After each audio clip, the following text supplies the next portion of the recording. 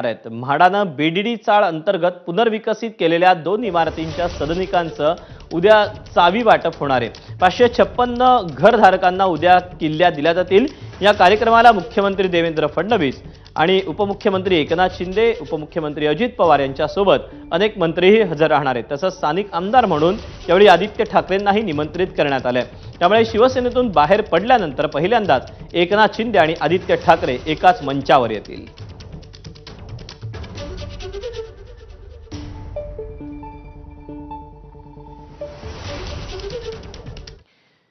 दरम्यान यावर जितेंद्र आव्हाड आणि आदित्य ठाकरे काय म्हणतात पाहूया.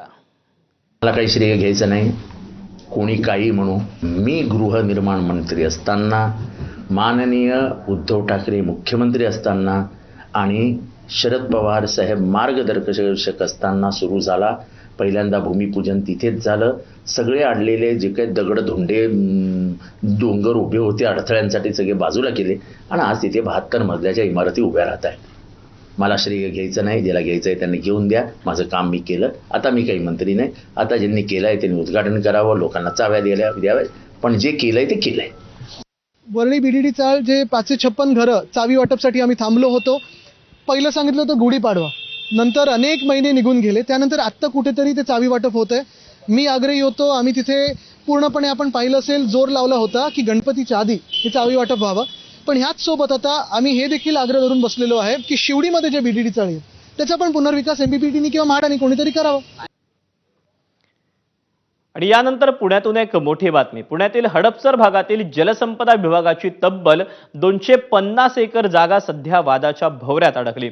1955 सालापासून ही जागा सुभाष शेतकरी सहकारी संघाला कसण्यासाठी देण्यात आली होती.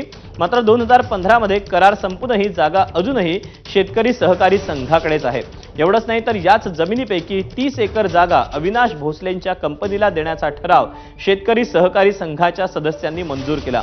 तब्बल 1800 कोटींची जमीन अविनाश भोसलेंच्या कंपनीला देण्याचं कारणच काय असा सवाल निर्माण झाला. मात्र या विषयावर जलसंपदा विभागाचे अधिकारी मौन बाळगून आहेत. या प्रकारामुळे शेतकरी संघासह जलसंपदा विभाग, महसूल विभाग, सहकार विभागातील अधिकारी देखील संशयाच्या भोवऱ्यात आले आहेत.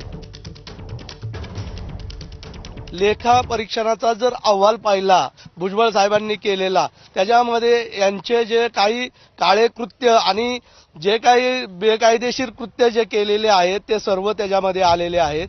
परत शासकीय फेर अहवाल लेखापरीक्षणाचा जर पाहिला तर त्याच्यामध्ये सुद्धा यांच्यावरती बरेचसे आरोप आणि गैरव्यवहाराचे सर्व काही गोष्टी त्याच्यामध्ये नमूद केलेल्या आहेत. आणि त्यावरनं असं दिसून येतंय, माझा प्रश्न सरकारला आहे, माझा प्रश्न त्या महसूल खात्याला आहे की ज्यांचे जे कस्टडियन असतात त्या कलेक्टरला आहे आणि या खडकवासला